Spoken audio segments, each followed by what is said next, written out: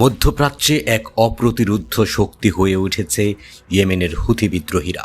সাম্প্রতিক সময়ে ইয়েমেনের এই সশস্ত্র গোষ্ঠীর প্রধান লক্ষ্যবস্তুতে পরিণত হয়েছে দখলদার ইসরায়েল। তাই বর্তমানে ইসরায়েলের জন্য এক নতুন মাথা ব্যথার কারণ হয়ে দাঁড়িয়েছে গোষ্ঠীটি।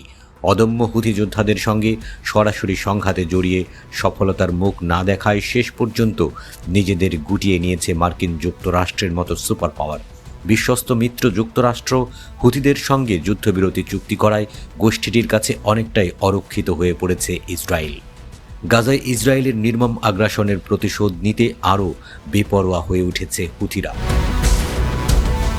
শুক্রবার মধ্যরাত থেকে শনিবার সকাল 7টা পর্যন্ত ইসরায়েলি ভূখণ্ডে নতুন করে আবারও মিসাইল হামলা চালিয়েছে গোষ্ঠীটি। এই সময়ে ইসরায়েলে অন্তত 9টি মিসাইল ছোড়া হয় বলে জানিয়েছে ইসরায়েলি গণমাধ্যম ওয়াইটি নিউজ। রাতের আঁধারেও হুথিদের অবিরাম হামলায় ঘুম হারাম হয়ে গেছে ইসরায়েলিদের।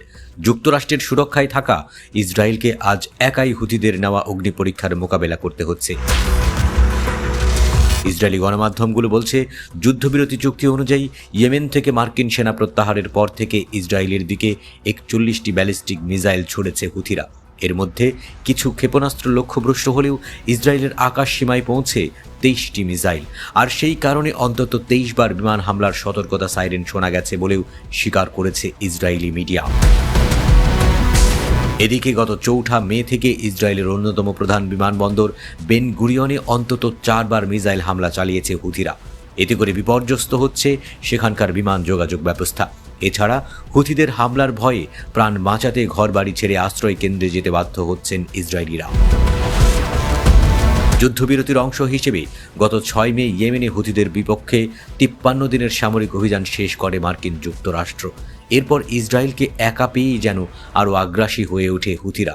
বিগত কয়েকদিন ধরে ইসরায়েলে দফায় দফায় মিসাইল হামলা চালাচ্ছে তারা।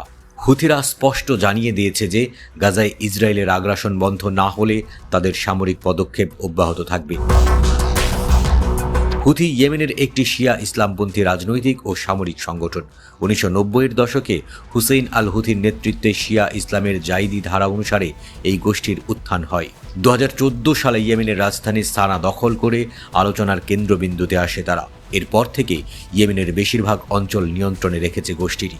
যুক্তরাষ্ট্রের অভিযোগ, ইরানের সামরিক ও আর্থিক সহায়তা পেতেই ত্রাসের রাজত্ব করতে চাইছে হুথিরা। মূলত যুদ্ধবিধ্বস্ত গাজাবাসীর প্রতি সংহতি জানিয়ে ইসরায়েলকে লক্ষ্যবস্তুতে পরিণত করেছে হুথি বিদ্রোহীরা।